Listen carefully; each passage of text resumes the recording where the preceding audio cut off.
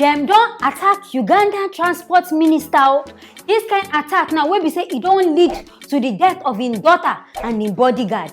That means this kind of wahala where they even happen for Nigeria and other countries. Not be only Nigeria they happen, no. Things that they happen for other countries. This man now where they talk say his name now General Edward Katumba Wahama. Say now be this man name. Say this man rule between 2013 to 2017. This man now they lead army forces within that in time. Say now for no reason they just see some men where they carry Okada. This men they before they sit down on top of their bike, cover their face, two on top of bike. Now so they start to they shoot this man motor.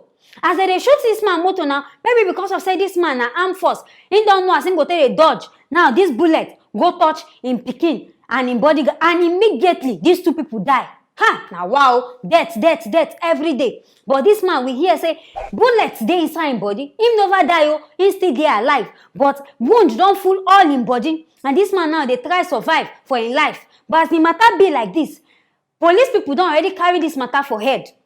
Because this matter now na assassin matter. They send people to come kill this man. But for what reason now? If things they pain now, make una know they give laws. I mean, make una know they put law inside in our own hand. Make una leave things. God go judge this man rightly. Which one come be say, na go just carry gun, go they shoot person. As it be now, the person even still there alive. But his daughter don't die. His bodyguard don't die. To be president Pikin now, self. In fact, to be rich man Pikin, don't even turn wahala. That means your life, self. No even your life there at stake. You don't even fit get peace. It just be like all the celebrity. If you come out, now some people go follow you for here. Now so this one just be. That means anywhere where you go, they go they monitor you.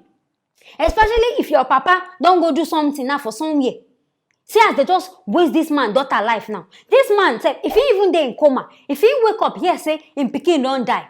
On another thing say him go even self think as make him kuku just die now because nothing where him go dey they live. Especially if this Pikin na him only Pikin. Now wow, people get heart. People get heart. You go just send assassin to kill your fellow man. When we say you know if you create by your own self, you can't send people make them go kill him. As you kill and finish now, where this person no die, what thing you can't gain? You go to your house, they rejoice, they pay you. As you they hear this news now, say this person never die. How body they do you? Because they're supposed to protect this man, no? Because that hospital where they safe, he no go they safe. This one where they come meet you for road, they shoot. See as they scatter this motor now. See as they shoot this motor. I even surprised say this man still there alive. Because with the way bullets scatter this motor, this man supposed to even die. But things like this, why be say for now? If let's say this thing they run through Africa, if let's say our face, this after this COVID, if let's now this face now they run through. Because I don't understand the way people they die, they just they kill people. What thing they happen? This, in fact, this world don't even tire person. And for some make we die go rest, but in fact, me I still enjoy this world. So make I stay small. But as it be, people don't tire, people they complain, people they vex. What thing they really happen? As the matter be like this, more just they pray to God, say this man they okay. Make this man self, I don't know how they want to do them. And make they find and these people where kill this, where shoot this daughter and this bodyguard.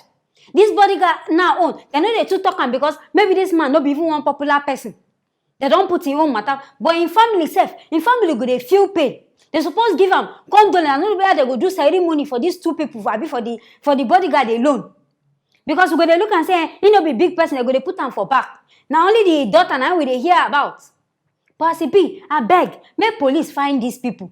Uganda police making their work. Find these people. They no go just they kill people, they now go they leave them. Things don't they over happen for this Africa now. Person no feel live in peace. You go they fear yourself, say within 30 minutes you don't die.